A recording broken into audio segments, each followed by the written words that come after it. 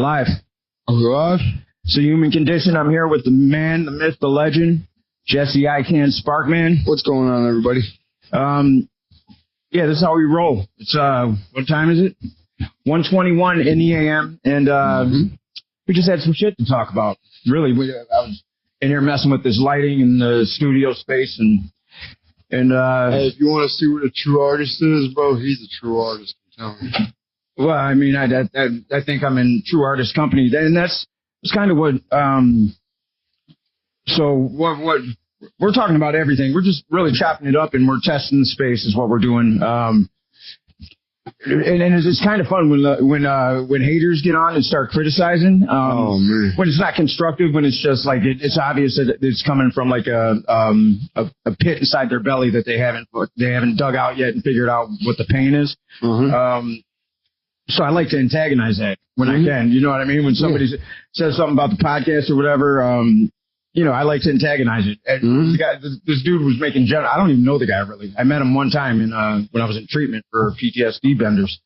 And I don't know what the fuck he was in there for. I wouldn't say anyway. I respect people's privacy. But for sure. But yeah, he said some shit like not a single person, nobody, not one person. I'm like, who's he talking to right now? Like he's like arguing with somebody in his head, and he's projecting it out. And because I'm where I am in terms of understanding, empathizing, even because I was, I don't know if I was never really a hater. Right. If I'm hating on somebody, you deserve it, and it's very contrived.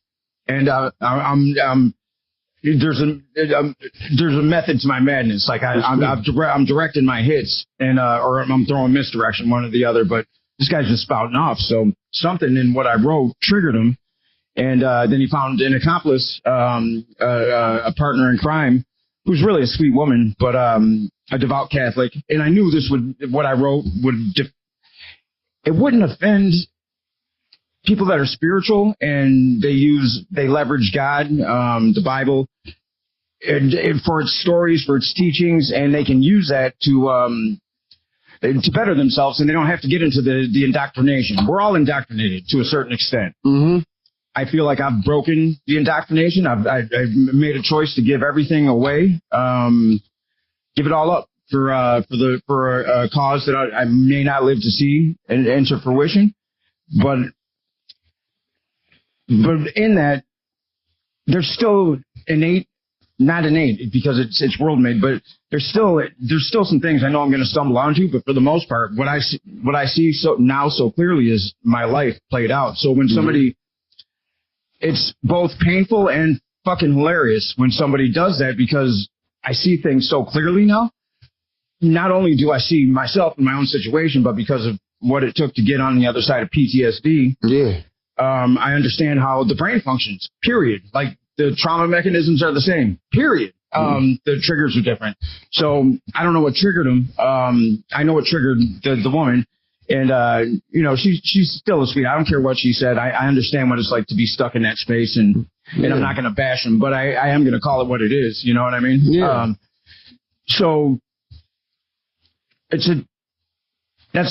how you overcome challenges. My challenge my entire life was PTSD. I didn't know I had it.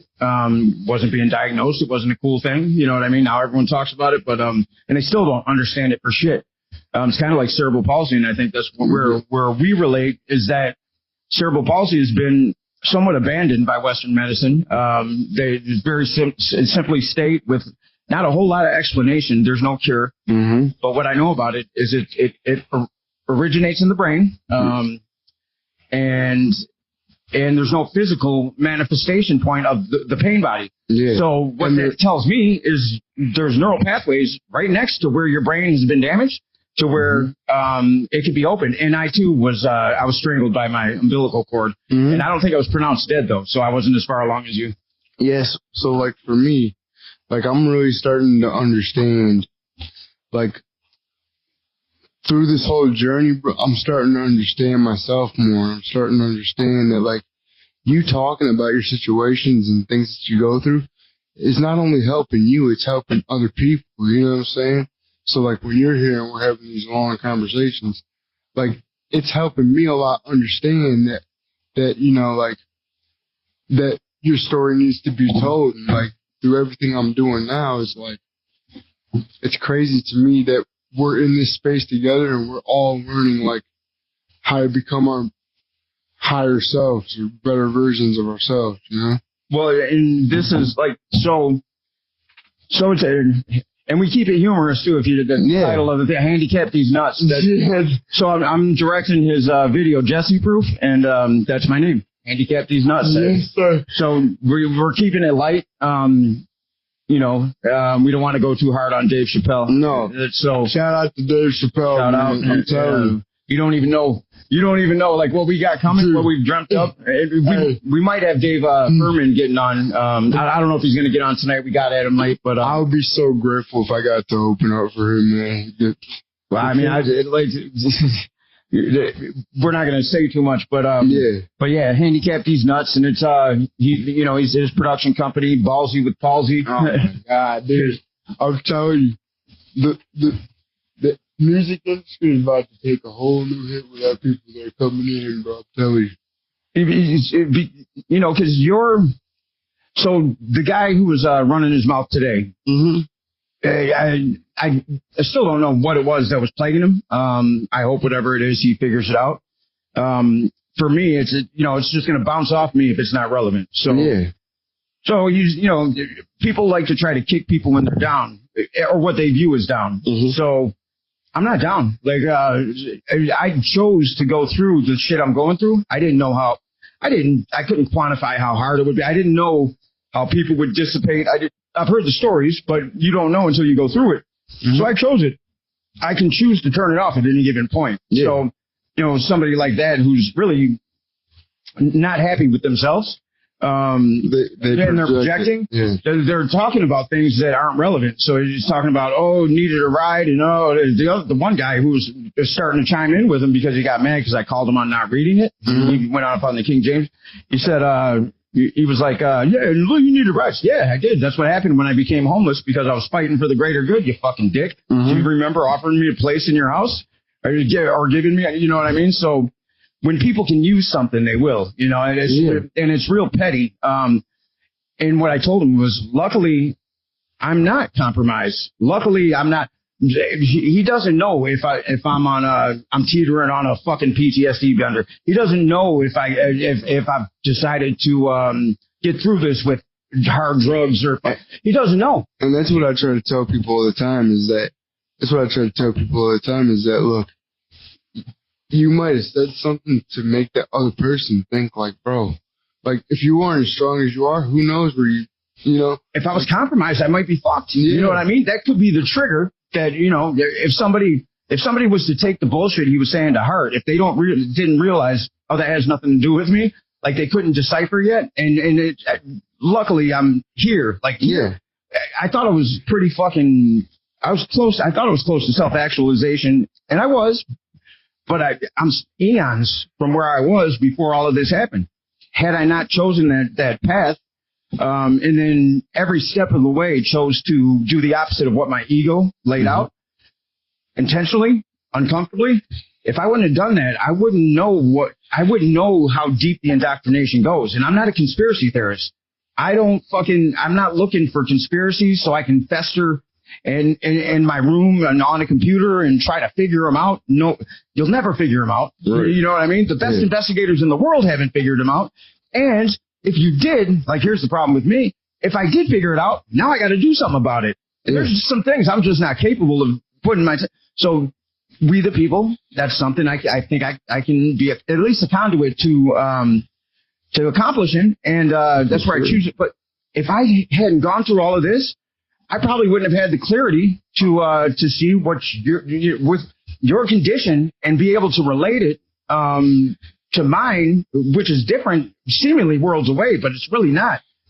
And not have neuroscientists or neurologists telling you something similar. And I think that's what makes it easy. I think that's what makes it easier for me to talk to people is when me and you talk, like we get into deep conversations, and like those are the conversations that help you learn something. You know what I'm saying? Like when I talk to you, when I talk to my dad, when I talk to people, it's like I want to learn something from them. So when I when we have these conversations, the main thing I do is I listen, because God gave you 2 ears and 1 mouth for a reason, so you can do twice as much listening as you do talking, sir. Yeah, I like that. You said that last time too, and so what if you're deaf? Then you got another sensibility that opens up, and you can still see. You can the way that everybody, like the way that, because I don't read and I don't write, so the way that I take in God when people say, "Oh, you got to read the Bible," it's like, no, you don't. You can be connected to Him through your spirit too. You know what I'm saying? Well, there's all different ways you can be connected. I think this is a common thread, because all of our experiences are individualized to a certain extent. Right. There's a lot. We have a lot more in common than we do different. Right. But in the realm of phenomena, the things we experience are different, and we're all, in my opinion, these unique iterations of whatever the divine is. Right. God, whatever you want to call it. I have no qualms with what anybody calls it. Right. And I have no qualms if I don't agree with the religious doctrines that have had humanity in perpetual war since almost the beginning of written human history. You know what I mean? I don't have a problem with them per se, as it pertains to the individual, as long as the individual is able to find a way to embrace their fellow humans. Really the golden rule. Yeah. The one that permeates through all religious and spiritual doctrines: do unto others, no matter what you call that, law of attraction. Do unto others as you would have done unto yourself. And no matter what somebody's religious belief is, it doesn't mean that you can't learn from them. You know what I'm saying? You always can. You know what I'm saying? Like, that's what I think. If you've asked why, why does people paint Allah, Muhammad, the Prophet Muhammad, as a and this is you never know the truth with America. The people who stole America, they're fuck ups, and what they're all lies. Everything they've done is lies. Everything they've done is kept us in perpetual conflict. So when they say anything about the Prophet Muhammad, I don't fucking believe it. So I got to go. So I haven't found anything that says what American propaganda would say about the Muslim faith, and that is to kill. You know what I mean? Now maybe it's in there. I don't know enough about it, but that doesn't mean I can't learn from it. So if you know when the prophet came to be, well, it's after Jesus, right? I might be wrong, but I thought it was after Jesus. I wouldn't. Regardless, subject to crusades. You know what I mean? So I'd be a little defiant too. You know what I mean? So and I don't know that is. This is just something I'm learning now, because that's the one I know the least about, is the Muslim faith, which is crazy because we're in Michigan and we have the highest Arab population outside of the Middle East, right here. But a lot of my friends are Chaldeans, so they're Catholic. Yeah. And then I do have a lot of Muslim friends too. It's just I've never sat and talked in depth about the faith, and I'd like to, because you do learn. Yeah, and that's the number one thing. If you allow yourself. Like, that's the number one thing for me, is like, it doesn't matter about somebody's religion. You can still learn from whoever. And I don't really believe in that religion thing either. Like, the whole religion thing is just funny to me. Like, I believe in God, but I don't believe in religion too much, you know? Is there a tornado coming through this bitch or something? You hear that? I think it's just the heater or something. That's some heavy shit. Yeah, well, here's the thing. You can't, it's all man-made. Like, people want to claim that, and I was talking to a man who, he's one of those people. So I asked him the question. I said, okay, so what about in indigenous culture? They live off the land. They have no footprint, and they're not doing any damage. They honor the meats that they kill. So what about this tribe that never hears about your religion, your faith, your Jesus, your God? But they have a connection to what they consider the Most High, and they live a better life. What about them? What happens to them? Well, they're gonna, they can't go to heaven. the fuck? What? I'm like, do you really believe that shit? And he does. I mean, I don't know that maybe that's cognitive dissonance because he just doesn't want to go through the whole process of having to find something again. He's latched on, but that's mind blowing to me. That blows my fucking mind that somebody would think that any God or anything that exemplifies love would like that. Intentionally invent you or create you and then say, you know what? You never got to figure out who I was. Lake of fire, bitch, for eternity. Burn, motherfucker, burn. Like and you know, like the thing that that's really, how that God would talk to you, by the way. The thing that really like stuck with me that you said was that sin isn't even like, you know how people try to make it out to be like a big thing. Yeah. It just means miss the mark. It doesn't really mean like that. Now, is there shit that goes on in the world that I don't like? Yeah, but well, the truth is, if you want to get into the very core of spirituality, the metaphysics, God, whatever, everything's a manifestation. So whatever's here is necessary for whatever given reason. Yeah. Humanity, we don't choose. We don't wake up one morning and say, "Man, I'm comfortable as fuck. I love my life. I got to change some shit. Like I just got to do better because this isn't better enough." Like, no, we got to be shaken. Things have to happen to make us want to evaluate ourselves at a deep visceral level, and then change it, which is a motherfucker. And you got to be willing. To do it too, because, dude, like going through this whole process, like with the situation with the gyms or whatever, like going through this whole process, and I'm learning so much about myself, and I'm so happy that I'm able to get deeper with everything, like with my story and everything. Like, it's just a beautiful thing, man. It is. I knew the first night, like, so me too. I've never had experience being up close and personal with people with physical challenges like this. Yeah. So I've never, and you know, Damien, but he was able-bodied, then he had an accident, so that was a different thing. Shout out to Damien, by the way. Shout out to Damien. We got a song called Pain of Power. It's crazy. Go check it out. You're going to be checking out everything real soon. But yeah, so anybody that I knew that had acquired, they had acquired it, and they had, you know, so it's a different perspective. But, you know, I got to check to see if Eric responded. I know it was a late night thing, but when we have him on, people talk about how they, like the little petty grievances that we have in our day to day.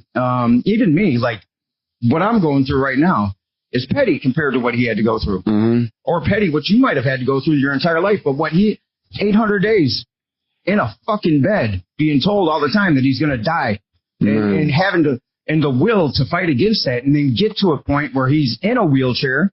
And he's not the person he used to be, but he's better. Yeah. And just pushes for inspiration, like to power through that the way he did. Like, yeah, and his mindset is unbelievable, man. Like, he's such a smart dude. So, and people, we would look at him and call him handicapped.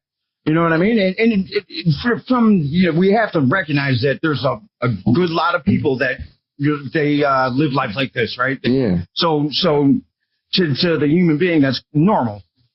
What they don't do enough, and what I did, I mean, look, you got to go through it to get to it. And you see, like all the shit, like when the student's ready, the teacher appears. So a lot of what I'm going through right now, it's like I thought I was ready to move on out of this situation and into the next phase. And then I got here that night and I talked to you. I'm like, well, you don't know as much as you think you did. So there's something special going on here. Yeah. You're going to have to stay.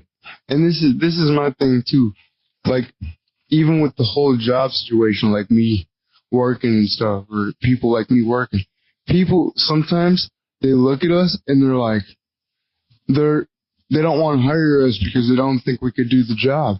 Well, if you sit down and you talk to me and you ask me, what can you do to benefit us or whatever, then you'll figure it out. But if you don't take time and you just write us off, that's a problem. Now, what if the guy that likes to burn people doesn't let you in because Are you going to give him a cosmic nut slap? Because he said up there, maybe he'll give me one back. You never know. Yeah. I think he did. He gave me one too. Like, mine, PTSD, you can't see it. And everybody that thinks that God don't have a sense of humor, believe me, he does. Motherfucker cracks up on that. And he's got he, she, whatever. Like, that's the thing is I try not to call it he. Yeah. I mean, I believe souls, consciousness at that level. There's I think that's why we're here. I think we're here to transcend the human condition, but also because, and Bruce Lipton said this real beautifully. He's a molecular biologist turned a spiritualist. Mm-hmm. He said, well, God can't taste chocolate, whatever God is. Right. God can't love. God can't hate. God can't do it. God can't transcend anything. God is immalleable. So if God, to me, is probably just this infinite tapestry of consciousness, and we pop in and out of the realm of phenomena as these iterations of whatever God is. And when we're here, I think God praised us. I think it's a collaboration. God really wants us to get it right, because there's a lot of good in here that we seem to fucking overlook in our programming. And in our desire, this is our egoic drive. The ego, all it is the illusion that the five senses are all that is. That's ego. Mm-hmm. When you're trapped in the five senses and there's nothing beyond that, that's where you get confused, right? So when you believe that, you're magnetized for bad. Like, that's how it is. You're magnetized to gravitate towards bad situations and also comfort. So you want to be comfortable, and comfort is dangerous. It's extremely dangerous. When you learn more about yourself, the way that you might have reacted back when you were all angry or whatever, you didn't know too much about yourself, it might be different when you start figuring yourself out, because you'll look back at it and be like, did I really need to do that? Did that really need to happen? It's way different. We were just talking to Monk. Shout out to Monk. Man. We got to get Monk on too. Sean's going to be back soon, hopefully. Sean's out there grinding it out. But we were just talking to Monk, and I everything that provided the best lessons for me in my entire life, I wouldn't have chose if I would have chose something completely opposite from the path that I had to go down to earn what I have now. The thing that makes comments like that, they don't bounce off me. I still try to take them in where they're valuable, right? Yeah. And when people talk like that, shout out to Stacy who stuck up. You know what I mean? There's people, Big Will, the people that came in there, and it's fun to watch. A lot of that. This is just character study for me a lot of times, but it's you get to see who your people are in terms of mindset, and when we got to all stand together to try to take our rights back. And bestow rights on people that have never had them, what I mean? Because this is a we the people movement. I need to know who's there, you know what I mean? And that's based on mindset. I can't ask directly because everybody can sell it. And you know what I mean? I've been sold so many times on, yes, I'm here. I've sold myself on that before I grew. I thought I was, you know what I mean? And then I had, knocked in the head. Oh, I get it. Okay, yeah, that's that. And even this, while I'm going through it, I fucking know why. It makes sense. I know what I had to overcome. I know there's probably more, but I know that this was probably the last stronghold. And it sucks to really take it in stride when you're uncomfortable. Like the fact that I'm sitting, this is how you usually talk to another person, right? Yeah. Oh no, you don't even want their advice, but no, everything happens for a reason. Shut the fuck up. Nobody wants to hear that shit while they're going through shit. So I'm telling it to myself because I know it to be true, and I'm like, fuck, shut the fuck up. I can't shut the fuck up. That's why I talk to my cat. That's why, with me, it's like, I've learned so much, and that's why talking to, learning more about myself, and when I come back to it, really, at the end of the day, the problems that I was having, it wasn't with anybody else, it was just with me. I was just projecting it onto other people. And it's what it always is, So what I've learned through this, and it wasn't an expected lesson, is that we're both mirrors and bridges. So we get to see ourselves in others, or we get to see things that we want to aspire to, things we don't want to be, everything. But everything, for the most part, that we project out is something that needs to bounce back to us in some form or fashion. Yeah. I have way more life experience than my kids, but when I'm telling my daughter, you're procrastinating, I have to say, I do the same thing. I do the same thing. It's a habit I need to get out of too. I don't play high and mighty. I realize in the moment that I'm also talking to myself. And my kids were probably my greatest teachers because through them, I got to take in, it was just me and them, you know, when my daughter was 7 months and my son was 3. Mm-hmm. So they would a week with their mom, week with me. And that's how it's been ever since they were kids until just recently when these shitbags did what they did. But that was such a valuable, the time spent together was so valuable. I didn't think it was because I was struggling. And I made the choice to stay here instead of go back to Hollywood. And I said, I'm going to be a father, not a paycheck father. And so I stayed. And that time, I chose the struggle. I chose the fucking struggle. Mm. Here, I chose the struggle. There's been money painted on pathways for me my whole life. Yeah, but think about if you didn't choose that path. You know what I'm saying? I didn't want to. Like I shuddered. I would not be here. Like you've had so much growth, and so have we. Like me and my dad. Yeah. We've had a lot of growth through this experience too. So the fact that we're fun to watch. The fact that we're together and we're all experienced together and we're in the moment. It's crazy. It's so when and that's what Will called out on that post. I know exactly. I'm very I'm calculating in everything I put out. So things that misspellings thing, the way I capitalize words, the time I post it, like it all depends. Like I have a lot going on up here, and sometimes you just need to get that. You need to get it out. Well, I'm experimenting. Yeah, you know what I mean. So I'm at this place where I know that I wasn't expecting you guys to come along and be on par in terms of the growth. Yeah. So I'm so grateful that we all were. Well, you need more than one, right? Yeah. So for me, I just started feeling like, well, I got to do this on my own. It's I just got to try to communicate on a grand scale what it is I'm trying to do, because people accuse me of talking too fast and just using too many too many words. All people really got to do is pay attention.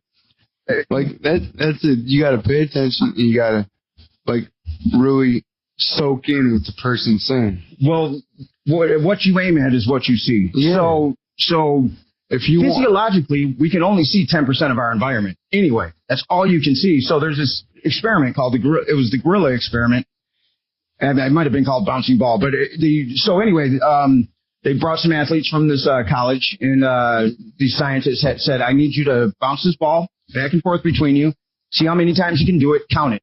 So that's what they did. They all put their focus on the ball, and they were bouncing this ball back and forth, and they wanted to get the maximum number possible. And but they stuck with their assignment. Are we? Yeah, son, yeah. All right, we all. Yeah. So the scientists would come back in the room and they would get everybody's result. And at the end of the ask, they would say, well, around what time did the gorilla step into the circle? Mm-hmm. And everyone's like, what? The gorilla. When did the gorilla step in? And no, but they're all like, what are you talking about? There's no gorilla. What do you mean? They ran the video back.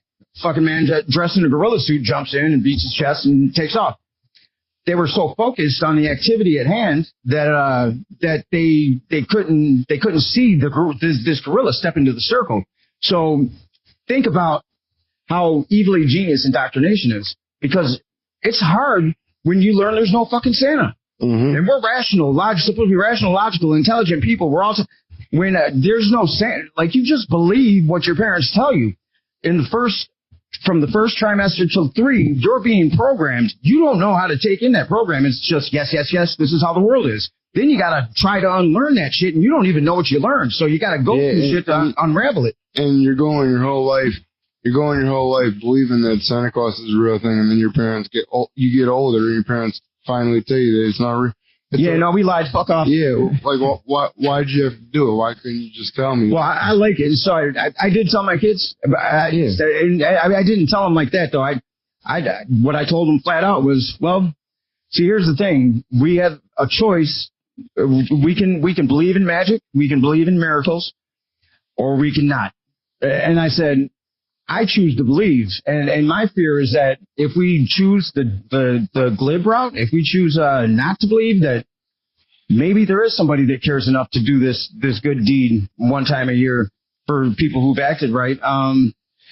Maybe we won't get them. You know what I mean? And I just laid it out like that. I'm like, so I'm just saying, if I have the choice to believe in magic or not, I'm going to choose magic. I'm going to choose. Because nobody, and that's what with God too, whatever you want to call God. If you have the choice to believe that there's something beautiful beyond this, why the fuck would you not believe it? Yeah. Like what pain, what suffering is there in believing? Like I don't need God to be a good person. Like I knew how to be a good person. I knew what integrity was. I knew how to keep my word. I knew how to honor people. I wasn't perfect, far from it, but I learned because I had these core tenets that needed nobody in the clouds judging me. In fact, I didn't like that shit. Fuck off. You know, I didn't know if there was or wasn't, but I said, I'll deal with them when I get there. Like when I was a kid, I was like, I'll fucking deal with them when I get there. I don't care. I don't fear them. I don't fear God or her, whatever. No, and that's the thing is, to me, people shouldn't fear him. People should just, love him. You can't love what you fear. Yeah. You know what I mean? Because God, to me, is love, you know what I'm saying? So you loving on other people, that's a form of what God is. So everybody talking about, like, the whole, oh, God's going to get you or throw you in a lake of fire, like, I don't understand, because if God's all loving and all powerful, how can he? Well, it doesn't make any sense, and that's the thing. And here's why, because humans form God in their image. Because that's all they can understand. It's hard to even fault them. You can fault the ruling classes for stealing information, and they took all the empowerment, for the most part, out of the Bible. Hid it in the Dead Sea Scrolls. Most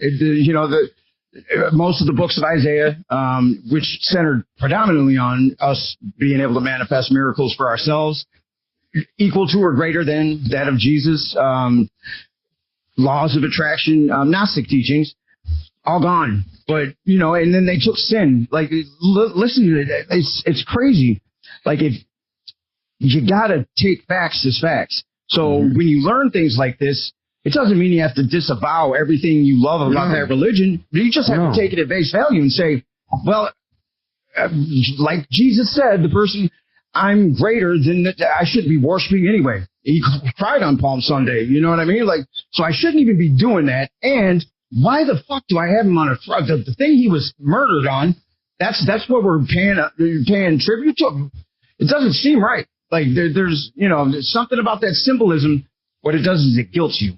And that was the entire play of the ruling classes, to keep people in these shame prisons so that we could never truly get into the functioning conscious brain and collaborate with one another to empower ourselves. They didn't want that. And the reason why it's like, because going to church is like cool, but the thing that gets to me sometimes is when people when they look at you funny. You know what I'm saying? Like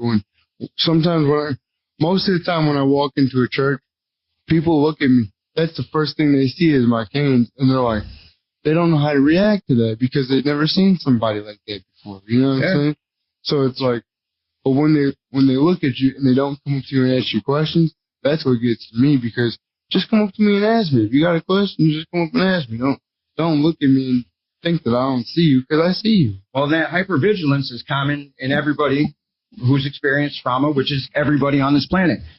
And that's where people relate. So that's where I always go now. So I relate to that. I don't have your experience. And I could say that it's not, my hypervigilance may have been more deep-seated than yours. I don't know, because there was there's a sense of entitlement that's ingrained in all Americans, but able-bodied people.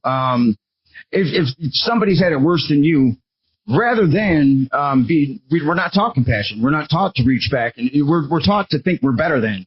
You're lucky because now you can just, you know what I mean? But we're really not. We're not lucky because this was a huge block for me my entire life. I was stuck in that pop culture sickness, that disease.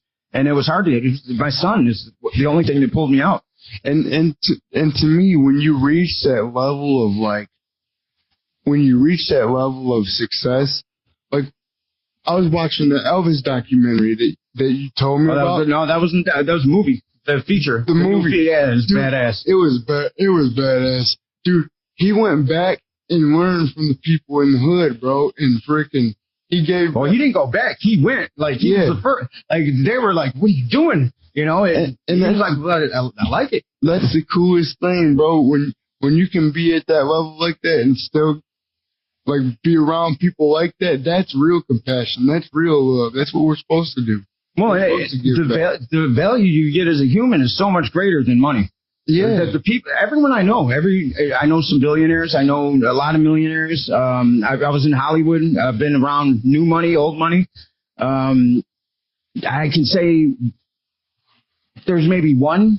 Elon seems pretty happy. Shout out to Elon. Yeah, big but he's doing all right. You know what I mean? People don't understand it. He's got Asperger's. He makes emotional decisions. Thank you for doing that. People will say he does, you know, they can't make sense of what he does. I've seen, I remember 15 years ago, and ever since then, I've been telling people, if you want this market, it's dead. It's a Ponzi scheme. It's going to die. Give it about 20 years. Your insurance, or not your insurance, your Social Security, your pension, everything's going to be gone, just like the junk bonds of the 30s. They're going to invoke a police state. They're going to do something to where they can accumulate all of our property, and we're going to think, oh, okay, they're accumulating our property. It's fair because I can't pay for it. What we don't see is they stole our money. So they tax us, income tax. They tax us, state tax. They tax us, fucking sales tax. They tax us when you buy a car. Then they make you buy fucking insurance. They make you buy this. But then here's the play that they did with this COVID shit. They fucking jacked inflation up and continue to jack it up while keeping the wage down, making the living, like they make it impossible to live. So there's going to come a point where nobody can afford shit, and we're just going to give them our property because we're not thinking about what they did. They stole our money. They made it impossible. Right. This EIDL that they put in, there's a reason they made it 30 years in cheap payments, because they know you won't be able to fucking afford it. Right. So now they can naturally come in and steal your shit, and now they've accumulated everything, and you're in a police state, bud. You know what I mean? You're on a breadline, and that's why I started this movement. I said, I'm not standing in a fucking breadline with my daughter and my son and looking them in the eyes and saying, I had an idea. I was too much of a pussy to do it, though, because I was too worried about my own self-preservation. Right. More so than you guys. People that say they die for their kids, sign the fucking ticker when the website gets back up. You don't have to die. Just sign that shit. I'll do the rest. You know what I mean? Or we'll do the rest, or what? The people that are willing to stand on the front line. Like even the two that wanted to go on there and talk shit about, they don't even know me. Like, it's been 10 years since I think seen either one of them in person. They don't know anything that's going on in my life other than what I post, and a lot of it is part of the book. You know what I mean? Yeah. So I'm testing different things, but even them, like, sign the ticker, motherfucker. This is for you too, and maybe it'll pull you out of your indoctrination. I have nothing but compassion for everybody, even people I don't want to have compassion for. Even those fuckers that did that shit. I'm still fucking. I'm about to go in for the kill, but I didn't want to. I feel shitty having to smash these fucking guys. Right, but sometimes you gotta do things that are uncomfortable. All the time. You know what I'm saying? It's like, all the time. Like, if you want to grow. And that's the thing too. It's like when you really start growing and you really start figuring yourself out, you're gonna have to go through things that are uncomfortable for you to go through. But that's what makes you stronger, is when you can go through those difficult situations and you can say, "Look, I made it through this." You know what I'm saying? The Buddhists say, "Be grateful for your pain," and that was something I didn't want to hear either. When I was like, "Fuck you," and fuck you. It's because you never. We've all gone through it. There's varying degrees of. And the quality of your life, the true quality of your life, whether or not you'll ever be able to experience real peace and tranquility on this planet, is going to be equal to the amount of resistance you're willing to walk into. It's just that way, because there's things that I could not have learned without the resistance. And there was a point where I just said, you know what, I'm just going to follow this voice that keeps telling me to do what I thought, egoically, stupid shit. Yeah. I'm just going to whatever I'm just going to do it. Cause the way I'm doing it, it's not, I don't like it for my kids. So I'm just going to believe that even if something I do kills me, I'm going to have to believe that was the right thing. It's the right thing for the universe at that time. And I'm just going to move towards things with reckless abandon that are in opposition to what my ego would tell me to do. And I did it. And lo and behold, I was getting everything to make this movement work. And that's one of the most powerful things is that you talk to your kids and you tell them, we're going to have to go through this. We're going to have to go through this and do this maybe. And your kids were like, okay, we got you, Dad. Like, that's the most powerful thing. And I didn't really. That's crazy. No, it still blows my mind. But it was the pinnacle moment as a father. I'm sure there'll be more. Mm-hmm. But that in that moment, because I'm my own worst critic. Like, that's why when people like that step in, that's nothing. You know what I mean? Like, yeah. I've already gone through that. Like, I know what I do, what I don't do, why I do it. I'm very so I'm always looking at things where fault's not healthy. Assigning fault does nothing. No. Because if you blame somebody else, you're just really blaming yourself. but even blaming myself doesn't work. I take responsibility, and then in taking responsibility, you have dominion over that behavior. Now you can change it. But if you're just a victim to your own circumstances, well, then you can't change anything. Then you're just fucked. Then you're a victim for the rest. So yeah, and you don't want to be down on yourself, because if you're down on yourself, you can't learn. And you can't be valuable to anybody else. You can be valuable in an egoic sense. You can have shit ton of money, and you can provide money to people, and you know what I mean? Yeah, but P. Diddy had a shit ton of money. What the fuck? Because I don't even know what's real there, but I'm just saying an example. Like, money really doesn't do much. Because that's what I used to do. When I used to get angry and upset and mad, I used to be so mad at myself and talk down on myself, but now I realize, like, you shouldn't do that to yourself. You should figure out what your problem is or why you act like that and fix it. Well, compassion is the fifth force of the universe. Yeah. If you ask any abbot, I've never been to a Tibetan monastery. I'd like to. I'm going to get on one of Greg Braden's trips, and we're going to have to do that. You hike up to nobody goes there except for people that are directly going there and allowed in by the monastery. But so Greg Braden would ask these abbots that was like 150 years old, and that's their thing, and they just pray. That's their entire function, is to pray, and that's how they put light into the universe. He would ask him, there's another force of the universe. What is the fifth force of the universe? What binds us? And they, across the board, they would smile and they would say compassion in their language. And, the first time Greg heard it, he's like, well, but isn't that, it's an act or an emotion, or, you know what I mean? Or, and he says, how's it a force? And the abbot says, it's both, which makes sense. So yeah, humans can embody it. We can, and what's the literal definition of compassion is to sit in suffering with another. That means you see somebody suffering and you with a challenge or whatever, no matter how, and you do what you can to help, to assist as best you can, as best. In competition with nobody, just as best you can. You illuminate the space you occupy while you got the miracle of life to occupy it. For real. So if that's the truth, which I would say scientifically, everything I do, I look at spiritually, then I come back and I work it out scientifically. Mm-hmm. And then I don't do the hard math. I leave that to the experts, and I'll rely on Albert Einstein's theory of relativity, the Pauli exclusion principle, all these different things where people who dedicated their lives to these equations have proven them, and we've seen them manifest in our physical universe. It's true. Like the population is bigger, right? Mm-hmm. The violence that we see a lot of it. We don't see all of it, but we're far less violent than we've ever been in human history. There's a shift towards non-bullying and things like that. Like, so we continue to grow. And if you're a 15-year-old and you're complaining about your life as a kid, and it could have been the worst one, you could have been molested, you could have starved for most of your life, you could have been beaten. somebody in that fucking hell knew to put diapers on you, knew to feed you. You at least got to this point to where, so there's an innate compassion that doesn't make those people good or that behavior excusable. But what it means is there's something in us that keeps wanting us to birth forward, no matter how much collectively we say this is shitty. You know what I mean? There's still something in us, and that's what we got to turn to, is that compassion. You know, that's So when I got here with you and your dad, that was a natural thing for me that may not have been natural in the past, because I would have been like other people, like, oh, I don't want to hurt his feelings. I got to be very careful because look at, you know.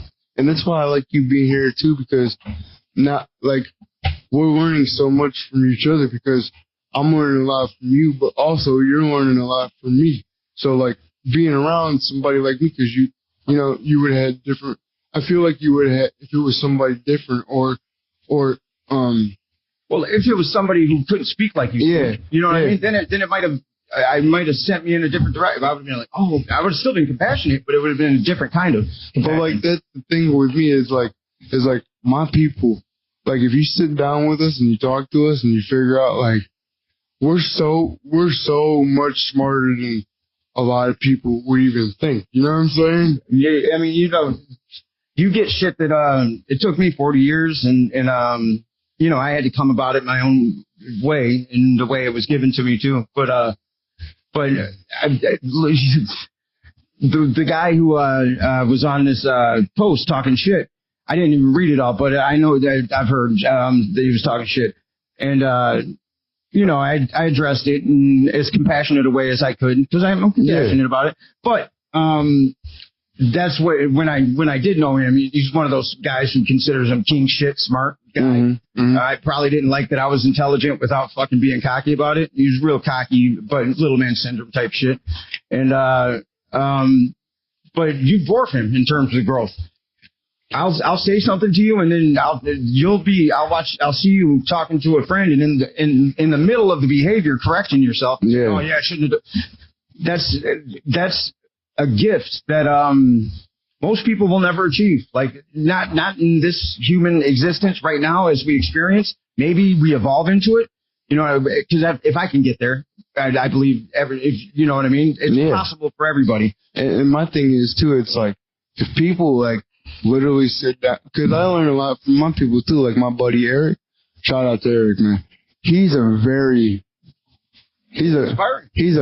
smart individual, man. Mr. Inspired. He is very inspiring.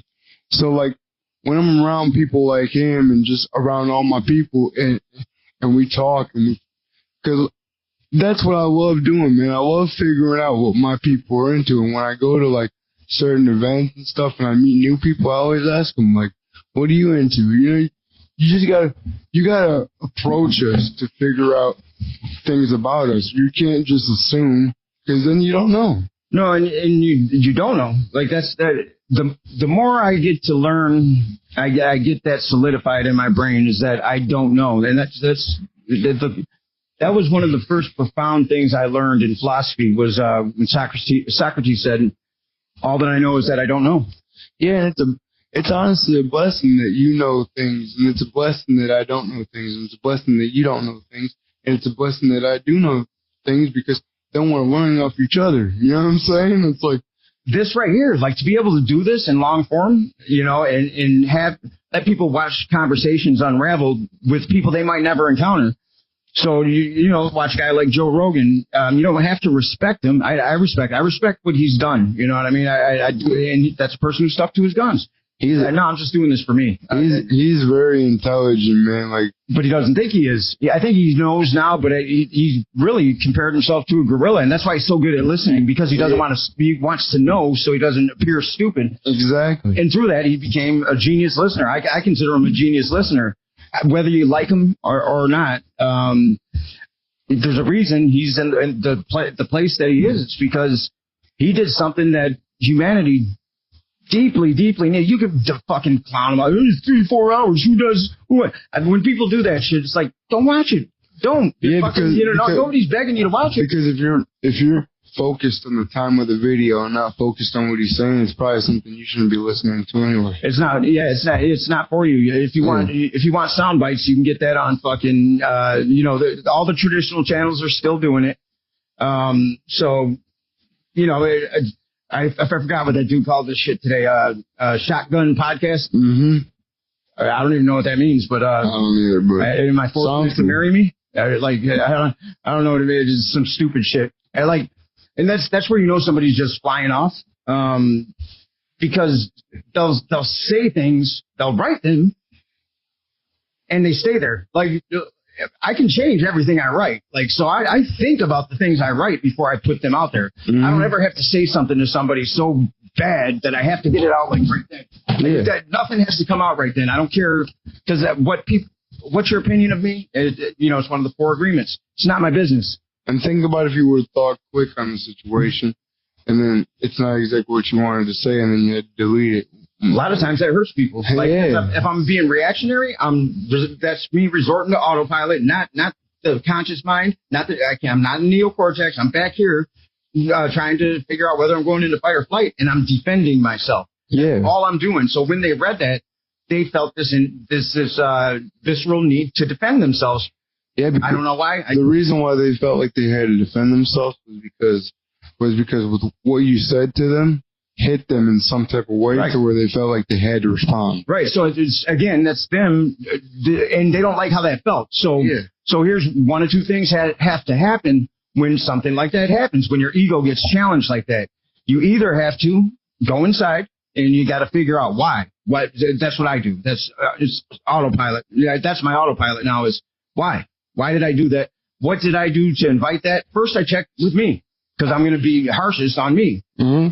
Then I'll look at the entire situation, but I have to step out of the entire situation and look objectively. If I'm subjective about the lesson, I can't learn the lesson, because then I've burdened it with my own life experience, indoctrination, opinions, bad habits. So I have to step outside of myself, and I have to view the situation from it. Sometimes I can't do that in the moment, so I take that breath and I get out. Then I have to come. Then I'll come back. But it's when somebody can't fucking help, but that they're not in their conscious mind. So I don't take offense. I'm like, okay, I get it. So let me try to make it in a way where you can. It was a great example. It was a perfect example of what I was talking about. Yeah. Why we're separate? Like, we're separate because you got to do one or two things. You got to go inside and fix it, which is the proper thing to do, because then you have dominion. Or you say that wherever the source is crazy, the source is a conspiracy, the source is evil, the source, you label it, you judge it, and then you cast it away. That way you can feel like you did work. Like, that's petty work. That's like putting out small fires. And judging somebody doesn't do anything for you really, except make you look like it did.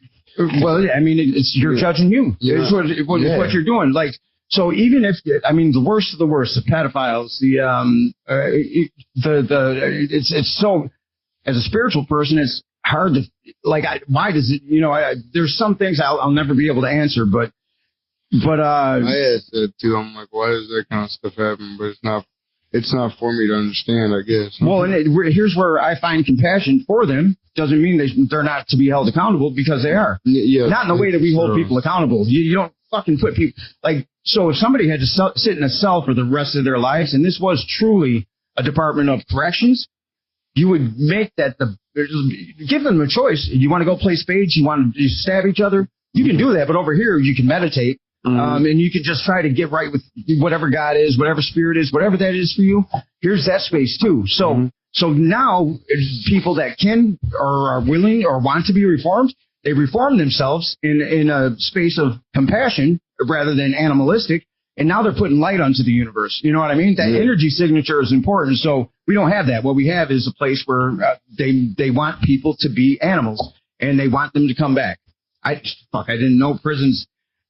Any new prison, if you're going to get the contract, you have to guarantee a certain level of occupancy. That was like a year ago, maybe. I found that. I was like, what the fuck is that? I didn't know that until just now. That is, it's insane what we've allowed them to steal from us. And you can't blame anybody for still being there, because well, Santa's real to some people still. You know what I mean? Like, even though the contradictions are rampant, we're always fighting. It continues to get worse, not better, under their rule. But somehow, it is a lot of the ego just wanting to keep us comfortable, not maliciously, but it doesn't want us to suffer. So it's defending us in its own. Unless you're fighting for something that you believe in, or you're fighting for like your family or whatever, like there's really no reason to be fighting with people who just try to understand. You know what I'm saying? It's easier said. You know, it's a lot easier. I've done plenty of fighting for stupid ass shit. And me too. I mean, but case in point, when, I spent a long time writing that, and I knew that there was going to be certain people that would get offended. I figured most of those people wouldn't say it because they would be religious. So a lot of religious people, unless there's a group dynamic, they typically don't say anything. And if you're a confident religious person that really isn't indoctrinated to that extent, you don't give a fuck. People, people live in that one Stacey girl. I showed her. Yeah, it's all her thing, her greatest thing, God. And you know what I mean. So she easily could have been one of those people that took major offense, and it could have, you know what I mean. But she came in and she's like, "Look, you don't have to." She's very intelligent, and I appreciated that because that's what what I hope to draw out of those. I like to. But you like hope to draw people out of there that are intelligent and I love when people have opposing viewpoints, but we can relate in that. No, we should all try to work together to make this thing better. That's the main thing. That's the main thing, dude. It's like you can't just jump down someone's throat. You got to understand where they're coming from. You know what I'm saying? Like, well, you just compound shit when you you might not like Donald Trump. Yeah. Well, when you call him names, what do you think? Do you think you're doing good? You're not. No, number one, you're validating his whatever mental illness he has that has him confused. So you're not looking at him sympathetically, and you got to do that with everybody.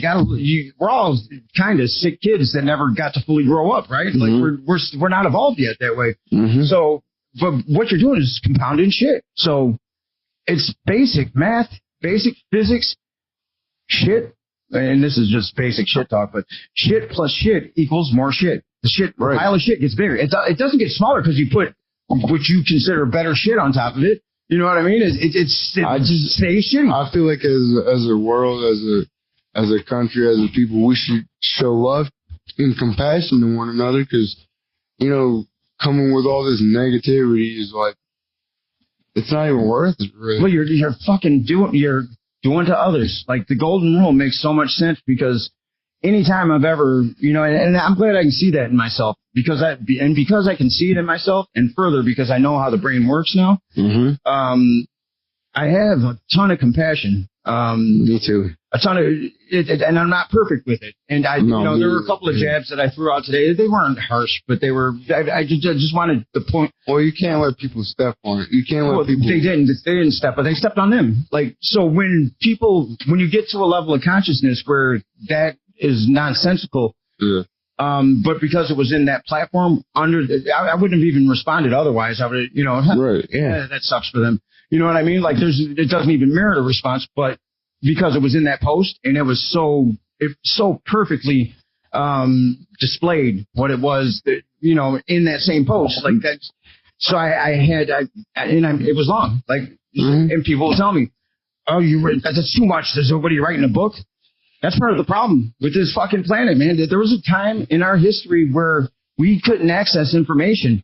And now we can access it at warp speed, and we're fucking tired. We're bitching about how long. Don't read it, number one. But number two, when I put them out there, I see how confused people get when they just take a text in or a meme, and it might have nothing to do with anything. Mm-hmm. So I like to provide context, and I'm going to continue to provide context. I don't care how long it is. Don't fucking read it. But the one who does is going to be like, oh, I understand his perspective. I might not agree. And that's the thing, too. That's like part of your therapy almost to get your thoughts out there. It's like me with music. It's like that's my therapy, like to get my thoughts out there and to process things. And because like before, it was hard for me to process things because I was raised on like silence is gold, and you don't talk to nobody. You don't talk to nobody about your problems. And when I found the wrestling team, I became more of like a man because it taught me how to defend myself and how to wear a singlet. Yeah. For real, it did though. It taught me like, and doing the music taught me like you can be okay with who you are, man. It was still hard at some point, but one night I was talking to my dad. He said we were driving in the car, and he said, "Son, you can talk about anything that we've been through, and you'll be okay." And was it still hard at the moment? Yeah, but when I made that War Ready song, I really understood that I can do that, and I can be okay. And you have to. Yeah, because if you're not, how are people supposed to connect with you? How are you supposed to build that connection with people? Because people could be going through the same thing, or they could be feeling the same emotion about something, and the song you made could help them out. And like Maya Angelou, I love it. One of the worst things that a human can have happen is that you die with a story trapped in you. Yeah. It doesn't feel good. It's traumatic. It's trauma on top of trauma, because this whole realm of phenomena is traumatic, just in its nature. But if you get a story here, which we're all going to leave with, there's only going to be one us. Yeah. Like, that's the one power we have, is that no matter what it is we feel is challenging or whatever, there's only one us. So we better fucking be that to the best of our ability, because if we're not that, then we're nothing. Then I understand nihilism. That makes sense.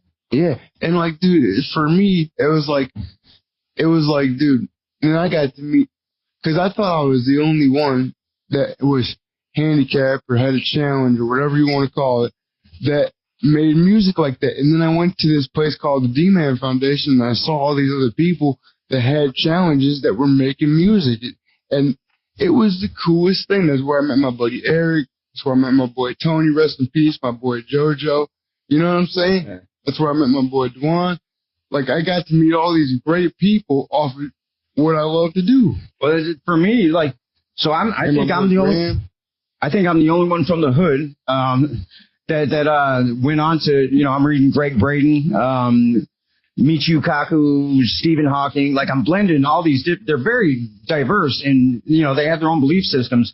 But to me, it's all making sense as one thing. I'm like, oh, there's no separation between anything. It's all relative. So I'm taking in all this information from all these different people. And for a while, it was just me. There was nobody. So I started feeling like, I remember putting a post out on this thing, Plenty of Fish. And I hadn't dated. I had focused on my kids for, like, you know, a year and a half, 2 years, with no real intent on having anything serious. And then I was like, I put my thing out on one of those dating sites, all of them, I think, whatever they were at the time. Mm-hmm. And one of them was Plenty of Fish. But I went on there and I said, I'm sick of the fucking bar chicks. You know what I mean? Like, because I've never had. It's always been easy to find companionship. That can be a detriment too. People think no, because it becomes, a lot of things become superficial, and the way that you're conditioned to act in this society, that's not how I want my son to be towards. You know what I mean? It's not how. So I had to change myself, because I'm like, that fucking no. But I said I'm Plenty of Fish. I was just so sick of. I was so conditioned for the superficial. And it just got old. And I'm like, man, I just want to meet somebody that I can talk to. And this is me. I can talk to about quantum physics. I can talk to about the origin of whether or not God's real. I said I'm fucking sick of the bar shit. Like, I just don't want to do it anymore. And this woman shows up, and we wound up becoming friends. And she's the one who gave me the book on. She's like, the way you're talking, because I was, limited on what I knew so far and where I was going. But she's like, you got to listen to Greg Braden, Lost Mode of Prayer. You're gonna. And I could, once I heard it, I was like, oh my God. So I went on that journey with all his. I read all his stuff, and then I'm out in L.A. on this impromptu weed run. It was the last one, the one I got pulled over on. I knew I was going to get caught. I broke every rule. A friend needed somebody to run. His guy got stuck down in Costa Rica. So I was like, yeah, I'll fucking do it. I think deep down I wanted to get caught, because I always knew I'd get myself one get out of jail free. It was weed. You know what I mean? Mm-hmm. So, but there was a lot of it. You know what I mean? It was about $250,000 worth. It wasn't nothing major, but that's still significant. So I got pulled over. But while I'm sitting in this hotel in Marin County, waiting for, you know, something got delayed. I'm just sitting there. I'm telling everybody I can about this lost mode of prayer and the things that I'm reading now, because I don't give a fuck. Because I don't mind conflict. Like, that's one thing that saved me is I'll walk it. I'll say what the fuck I want. Do something. You know what I mean? So I'll stand in unlikely groups and I'll say things that might make them want to, and I'll do something. But so I'm in there talking about spiritual shit. Everyone's freaking out about, oh, he's going to be. And this one guy says,